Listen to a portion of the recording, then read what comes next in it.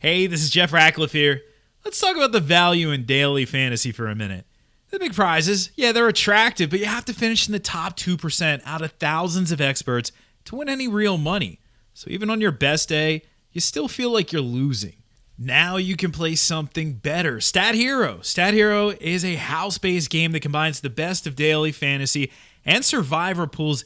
Each Stat Hero contest lasts multiple days, but requires only one entry fee, so your money lasts longer. Yes, you can play multiple days with only one entry fee. Stat Hero gives you a smaller contest and more chances to win, and no more competing with sharks or experts ever, because your only competition is Stat Hero itself. Survive the game and download Stat Hero today and see how the face of daily fantasy has changed. Finally, a game designed for the rest of us. Stat Hero now open for NFL and NBA. For more information, please visit stathero.com.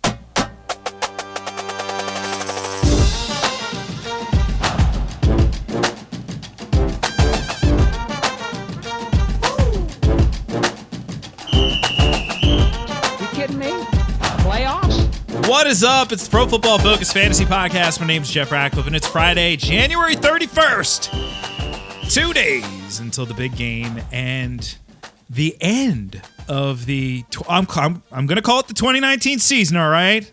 You don't have to tweet me and tell me, bro, it's 2020. I know I'm going to be making that mistake until June. But, hey, fired up here. Have some fun stuff to talk about, including, yes, I officially, for the first time in 10 years, figured out a way to get NBA content on a football site, and we're going to talk about it on the show today as well, with some crossover bets between the NBA and the Super Bowl. We have to also talk a little Dynasty. Hey, it's Dynasty season for sure, and updated the old Dino rankings up at the site. Put a post up too. Hey, if you're not a subscriber, you can check out the post. It's the top 100. I didn't give you everybody. I think I went about 330 deep on my overall rankings, but you can access those on the rankings page over at pff.com. And of course, if you want access, it's a great time of year to get access because you get 30% off. PFF 30 is the promo code there. But to kick off today's show, I do have to update Tevin Coleman. He's really the lone player with injury issues heading into this contest who could potentially sit this game out. However, Tevin Coleman has practiced in limited fashion on both Wednesday and Thursday. I haven't seen a Friday report yet, though I would suspect he's going to be at least limited in that report. So that means that he is going to play. Now, in what capacity is he going to play? That is the larger question here. And as I speculated all along, I'm not going to go away from my initial analysis. I do think there's going to be a split in this backfield. In other words, it's not going to be 22 carries worth of Raheem Mostert or something along those lines. I think a fair estimate is probably more like 16. Like if you said 16 and a half, actually 16 and a half is typically what you're finding his carries prop at. I think that's fair. 16 carries is spot on. That would give us somewhere in the range of 6 or 7 carries for Tevin Coleman. So not a guy who we're going to lean into for one and done contests. Really wouldn't want to use him in DFS either, just for the sheer fact of the uncertainty. Additionally, could potentially re-injure. There's a lot of different factors there. However, his presence, it is going to affect Raheem Mostert's overall workload. Now, he could still be a monster on that workload. We've seen it numerous times out of Raheem Mostert.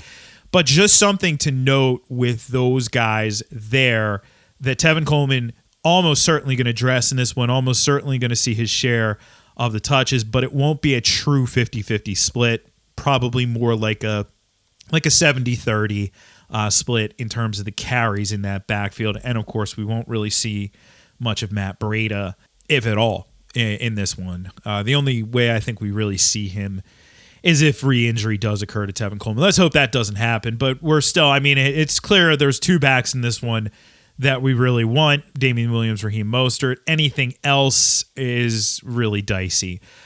So there we have that. As I mentioned up at the site, we did update Dynasty Rankings today. And I think it's a great time of year to start thinking about those rankings. If you're in dynasty leagues, long-standing dynasty leagues, hey, you're already thinking about this stuff. But for me, why this time of year makes so much sense is because I am starting my rookie work, but, we're far from solidified in terms of our picture of the rookies in this year's class, and at least from a pre-draft standpoint.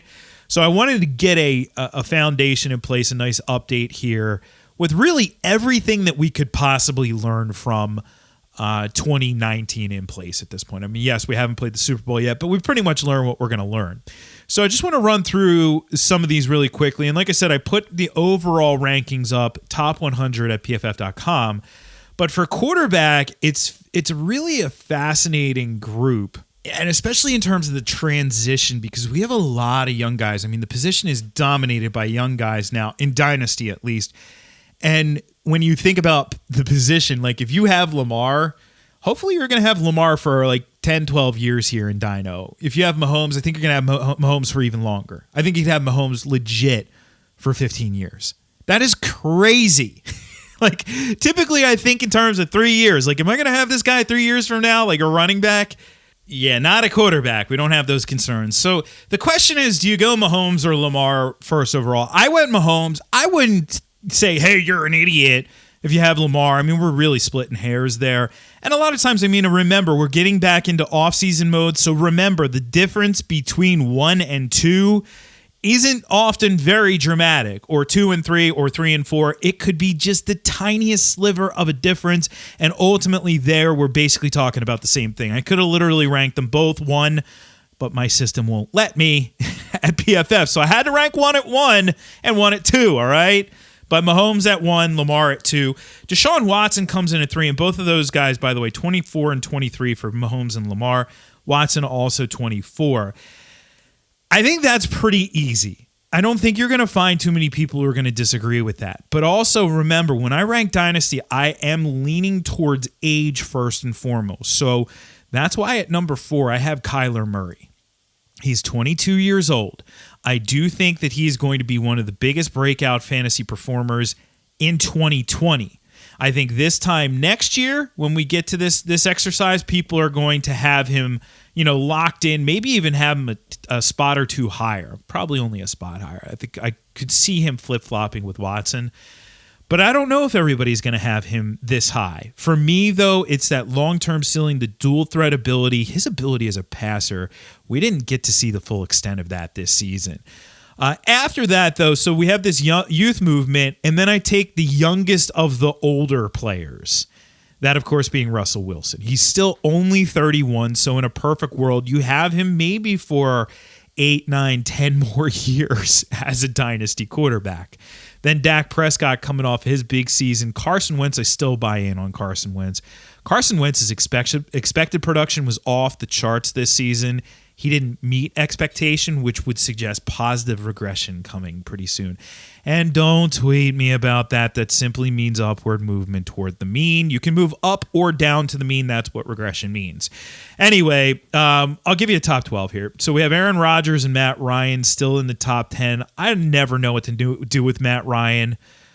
I have him ahead of Josh Allen at 10. That could change in this offseason because it's pretty darn close between these guys. But Matt Ryan, just the consistency with the passing numbers. He may be a better fantasy quarterback than he is an NFL quarterback, but he has put up numbers as a fantasy quarterback. Then I have Baker. I'm buying in on Baker at 11, bouncing back next year, and then Jameis at 12. Again, another guy better as a fantasy quarterback than an NFL quarterback. So you'll notice there are some guys who certainly aren't going to be anywhere close to this top 12, like Drew Brees, for example, at 41 years old. It's the total opposite of Mahomes. How many more years do you get Brees as your fantasy quarterback? And especially now, there's talk that he said, hey, if I come back and Taysom comes back, I wouldn't be opposed to Taysom seeing more snaps. He even mentioned like upwards of 25 snaps a game. Wow, that would really put a damper on Drew Brees' fantasy outlook. So anyway, there's your quarterbacks. Moving over to running back, and again, it's all about the age, especially at running back. Probably more so than any other position, running back age matters. And just to highlight this, I don't have a single running back who is currently 27 years old in my top 20. The first 27-year-old is Le'Veon Bell at 22. I only have one running back who is 26 years old in my top 20. That's Melvin Gordon. I have him at 13. So it's a group that is dominated by youth. Christian McCaffrey, for me, leapfrogged Saquon this season. He's number 1 at 23 years old. Saquon is 2 at 22. Zeke, a little old, maybe at 3, but he's still just 24 years old this year. Heading into age 25 season, I'm not worried about him. Same with Dalvin Cook, Kamara, and Nick Chubb at 4, 5, and 6. They're all 24 years old. Currently, Joe Mixon, 23. Leonard Fournette getting old. He's 25, age 26 season. This would be an interesting time, just saying, just floating this out there, that he's coming off a decent season. I wouldn't be opposed to moving on from Leonard Fournette. If you can get good value in return, remember that in Dynasty, unlike in a redraft, you're not really building your team out of the draft in a significant way each year. You're filling in pieces. That's why it's important to stay young. And when a guy is getting close to that threshold, to trade him away and get something in return. If you cut a guy, you're not picking up anything remotely close to that guy off waivers unless you're really freaking lucky. Like if this guy gets too old or he retires and you cut him, you're not getting anything. But if you trade not Joe Mixon, I'm not trading Joe Mixon, Leonard Fournette right now. If you trade him right now, could you get some rookie picks for him? Sure. Could you get maybe, some pieces that aren't, elite pieces, but quality role-playing pieces for your team, like a wide receiver 3 or 4 type who's young and maybe has a decent long-term outlook, maybe even coming off a somewhat down year. I mean, you could look at guys like that. You could certainly look to get picks in return. I love getting picks in return. Like if you're trading Leonard Fournette, in my mind, almost certainly you would have to be getting at least one first-round pick plus probably something else in return for him. Right? That's just what makes sense to me. Anyway, Josh Jacobs, speaking of young, just 21 years old this year. He's at 9. Aaron Jones, 25. Derrick Henry, 25. Both at 10 and 11. I think you could possibly look to move those guys as well. I'd probably hang on with Aaron Jones one more year. I mean, hey, I don't have a huge issue with moving on from Derrick Henry and striking while the iron's hot if you get a buyer. Finally, I have Miles Sanders at 12 here, rounding out that top 12. I mentioned Melvin Gordon at 13. I'll roll through, give you the top. I can give you the top 20 here. Mel Gordon, Kerryon Johnson. A lot of people forgetting about him, but I'm still bullish on him at 22 years old. Gurley at 15. He's 25. Eckler at 16. He's just 24. We'll see if he stays with the Chargers. Devin Singletary at 17 at 22. Years old. Marlon Mack is 23. He's at 18. David Montgomery is 22 as well. He's at 19. And then James Conner. Wow. How the mighty have fallen. I have him all the way down at 20. And I'll tell you why I put him there. He's 24 years old, so it's not an age thing. I'm just concerned that he just simply can't make it through an entire season.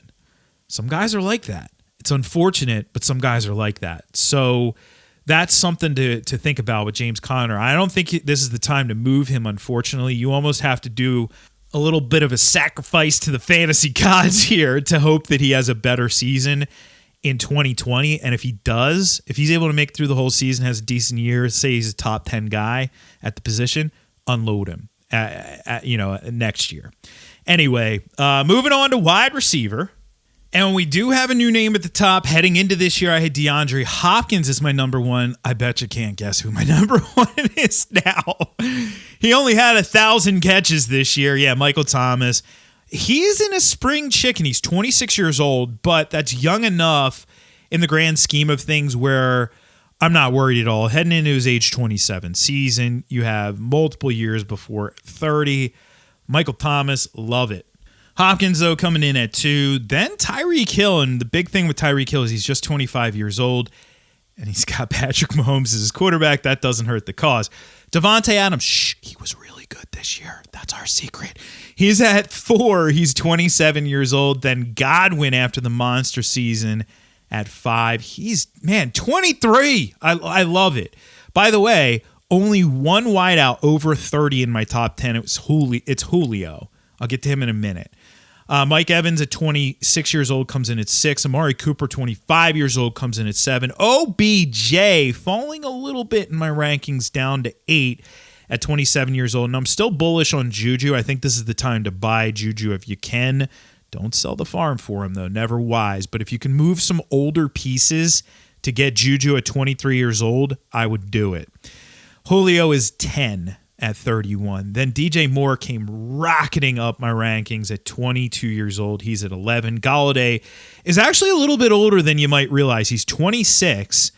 He comes in at 12. Cortland Sutton at 13. He is 24. One of my favorite players. I do think we see touchdown regression here, but A.J. Brown, this is a dynasty play. It's not a 2020 play. He's 22 years old. He is a big boy. He can run like a deer. He's just a big-time factor. I love it. Keenan Allen at 15. He's 27 years old. Allen Robinson, still just 26. That's nice right there at 16. Same with Stephon Diggs, 26 years old. At 17, Cooper Kupp at 26 years old. At 18, Lockett, 27. At 19, and DJ Chark at 20. He is 23 years old. Adam Thielen just on the outside, but he's heading into his age 30 season, and DK Metcalf is right there as well, along with Calvin Ridley. Some young dudes right there. Finally, we have to round it out here and notice, so there's only one guy over 30 years old in the top 20 there. Most of these guys super young. Now, tight end I'm willing to be a little bit older at because there is more longevity at the position. For a lot of these guys, granted, some guys won't play well into their 30s. We didn't see Rob Gronkowski play well into his 30s, etc. But I have two guys here who are going to be over 30 next season, Zach Ertz and Travis Kelce in the top 3. Now, granted, I have George Kittle at 1. He's 26 years old. But Kelce already 30, Zach Ertz 29. Then we have some young guns. All of these guys young from there. Evan Ingram, Mark Andrews, Austin Hooper, Hunter Henry, all nice and young. Then Darren Waller's 27. Remember, he had that initial run with the Ravens, and it really wasn't until this year that he finally broke out. But, hey, man, it's tight end. I think you're good there. Then I'm going to go nice and young at 9 and 10 with TJ Hawkinson and Noah Fant, both 22 years old. Dallas Goedert at 24 years old, and I'm still buying on O.J. Howard if I can in Dynasty.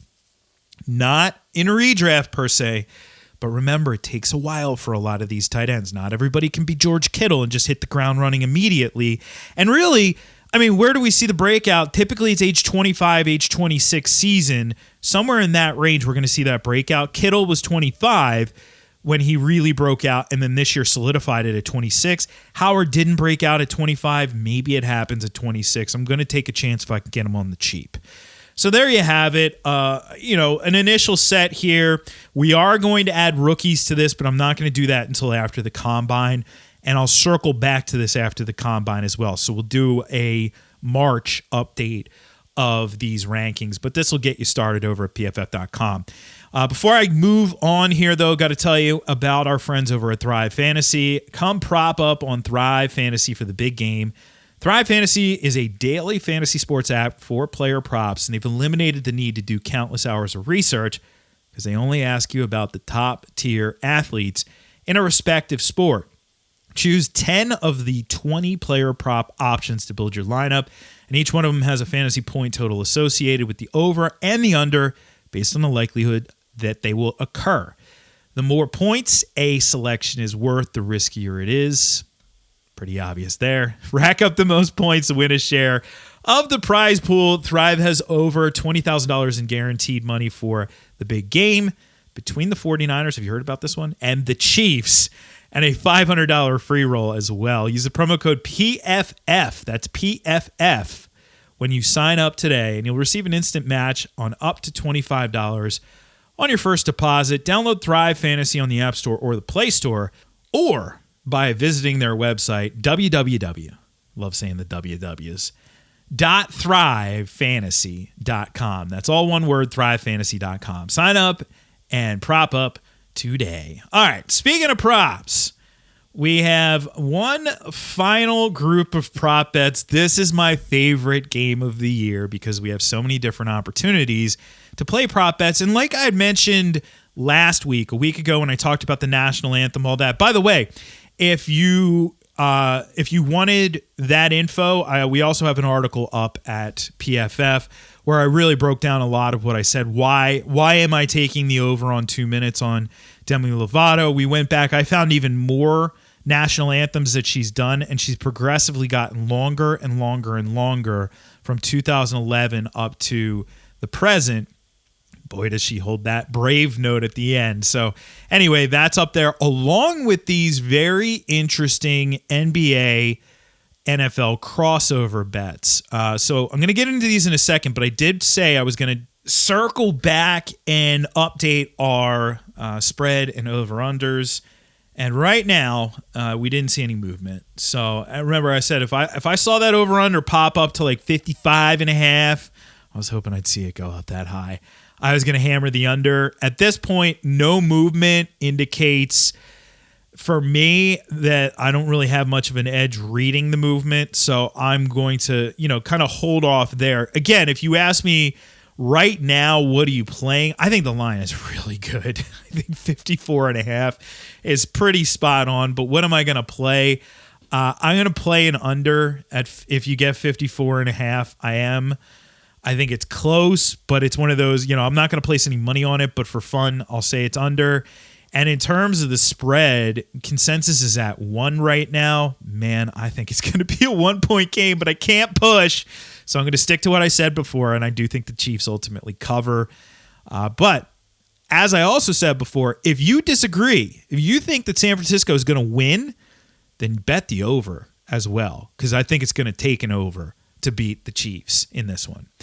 So anyway, I mentioned earlier in the show, I figured out a way to get NBA on the site. If you know me from beyond my football persona, you probably know that my second favorite sport, especially professional sport, is basketball. I love the NBA. And this, I will tell you, I will be bluntly honest with you. I am somebody that a decade ago, I hated the NBA. I hated the NBA. I was sort of in the tail end of when I used to like baseball. So baseball was my number 2. I hated the NBA. I thought it was a boring game. There wasn't much excitement to it whatsoever. And in the last decade, that has all changed. Now it's a game that is super exciting. There are a ton of young athletic stars in the game. And it's a different game than what we saw 10, 15 years ago. That was, it's really certainly been impacted by spacing on the court.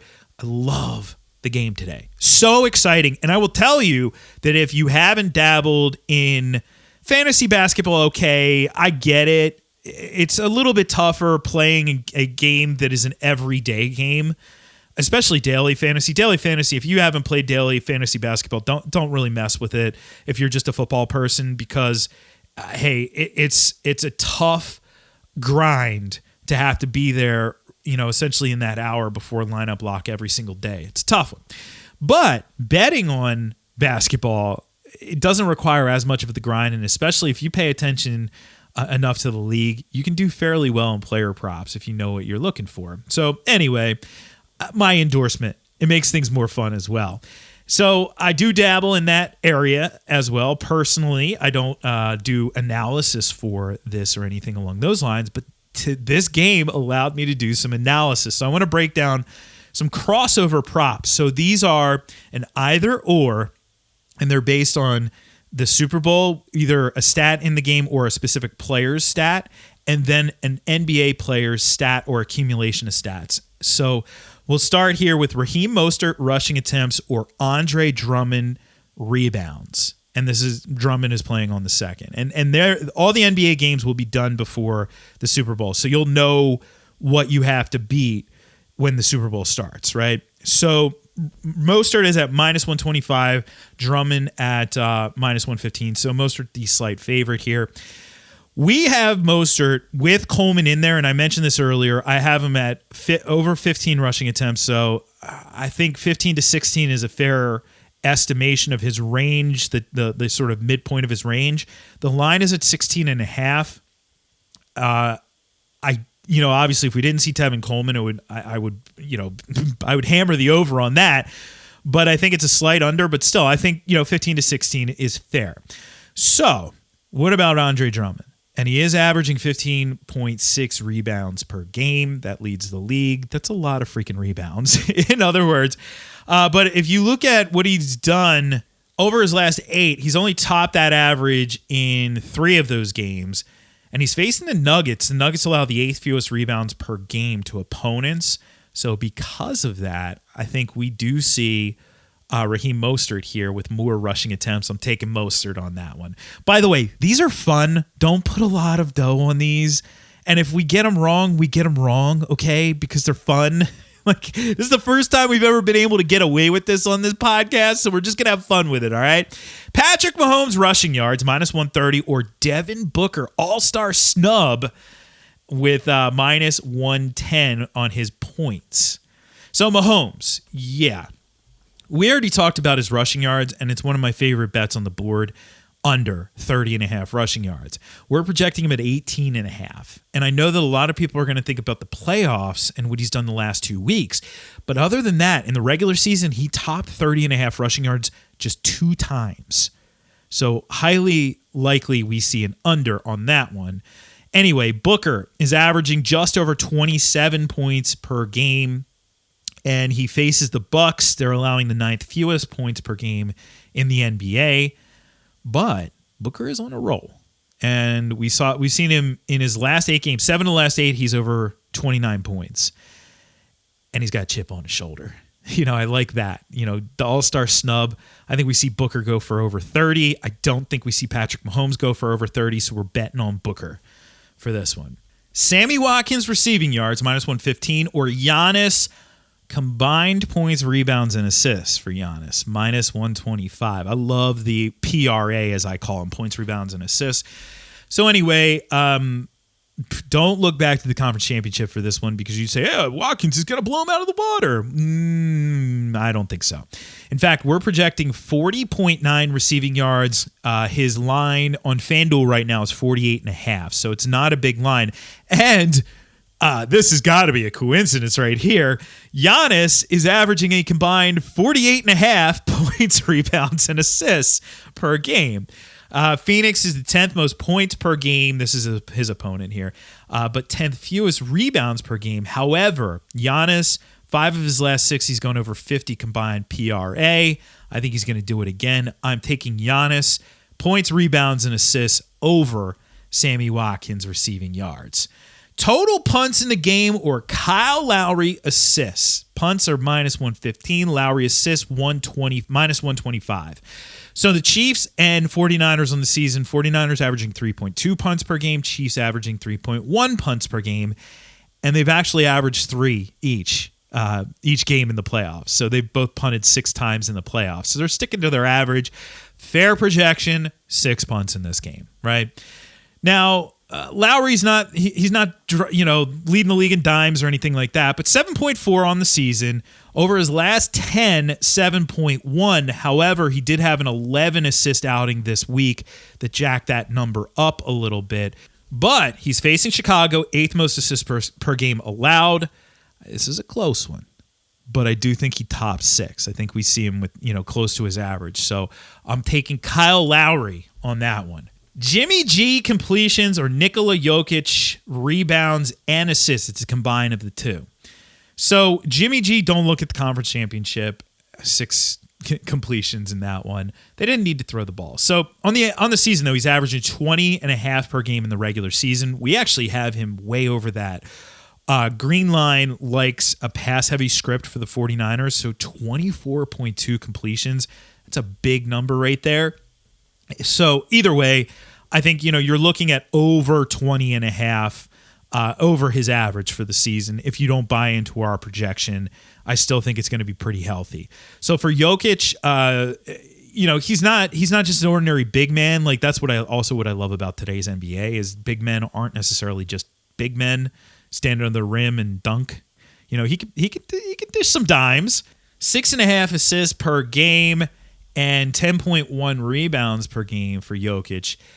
And over the last 10, he's actually been better. 11.9 boards, 6.9 assists per game over that span. Top 20 combined twice in the last 10. 20 combined topped in 12 of 47 games this season. Season high is 26, but that was a while ago that he did that. I think, we could start. This one's another one that could be close, but I think we're going to see Jokic closer to his average, even if it's his recent average. So we're still talking about 18.5, give or take, is his recent average, which is exactly why this prop is in place, by the way, because, the widespread over-under for Jimmy G is about 18 or 19.5. But I think Jimmy G goes way over that, and it's going to take a big game out of Jokic to top him, so I am going with Jimmy G there. Finally, which is going to be higher, 49ers total points, minus 110, or Zion Williamson, PRA, points, rebounds, and assists, minus 130. So the betting line in PFF Green Line gives the 49ers a projected score of roughly 27 points. Now, Williams is really tough to project because we don't have the full season under our belt. We don't have multiple seasons under our belt. We didn't even have multiple seasons at Duke under our belt, but he has 4 games. So let's base it on that. Talk about a small sample size. Over those 4 games, a combined 27.8 points, rebounds, and assists per game. So giving him the slight edge, obviously he has the slight edge in the betting odds. It's a small sample size, but here's what I like. His minutes have increased each game. We saw him play 30 minutes on Tuesday night. I like that. I do also like the fact that, a bulk of points, rebounds, and assists comes from points. And he's facing Houston, 7th most points allowed per game to opponents. It is tough. It is close, but it's also fun. So as such, we're going with the Dookie, baby. We're going to take Diaper Dandy. We're going to take the Dookie. And if you've listened to this podcast before, any opportunity I can to dust off the old Dick Vitale impersonation, I'm going to do it. I'm going to do it, baby. I'll do it for the bit, but I'm also doing it for the bet here. I actually do like the bet here. So there you go. This is fun. Again, don't put a lot of money on this stuff. If you're going to, if you have a little amount, a bankroll, if you will, put most of it on the player props on the game itself. The fun stuff, just have fun with. Gatorade. New Gatorade analysis, by the way. I forgot to add this. Andy Reid was spotted drinking lime green Gatorade, so the lime yellow, that color, in week 15. So just saying, because I know a lot of people are moving towards red. The line on red has moved significantly on some sites. I'm not going with that one. I'm going to go with the lime green yellow, and that's my fun play right there. Anyway, that is going to do it for us today. That is going to do it for the 2019 fantasy football season. But we're going to be back on Monday, and we're going to talk a little bit about what we saw in the game. Have a little bit of fun there, tie a bow on the entire season that was, and already start looking forward to 2020. And hey, best ball season is just around the corner. I don't know what's happening with draft, okay, with FanDuel and all that, but we'll figure it all out. We're going to play best ball regardless, even if we have to make it up ourselves. No, we have our friends over at FanBall who have best ball as well. Anyway, in the meantime, stop by PFF.com. PFF30 is the promo code. Get you 30% off. Take advantage of that before it goes away. And you can follow me on Twitter at Jeff Ratcliffe and on Instagram at Jeff Ratcliffe. All right, I'll catch you on the flip side of the Super Bowl. Enjoy it, baby. For PFF, I'm Jeff Ratcliffe, and I'm out of here.